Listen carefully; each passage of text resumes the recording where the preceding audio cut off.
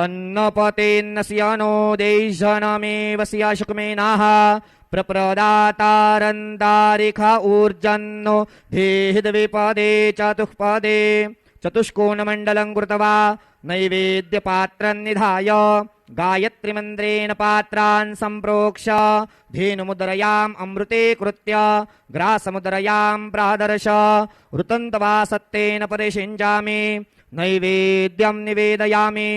ॐ प्राणाय स्वाहा ॐ अपानाय स्वाहा ॐ व्यानाय स्वाहा ॐ उदानाय स्वाहा ॐ समानाय स्वाहा ॐ ब्रह्मणे नमः।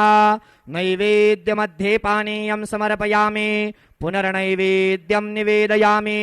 ॐ प्राणाय स्वाहा ॐ अपानाय स्वाहा ॐ व्यानाय स्वाहा ॐ उदानाय स्वाहा ॐ समानाय स्वाहा ॐ ब्रह्मणे नमः।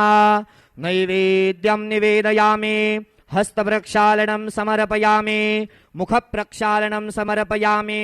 सद्गुरु साईनाथ देवताभ्यो नमः।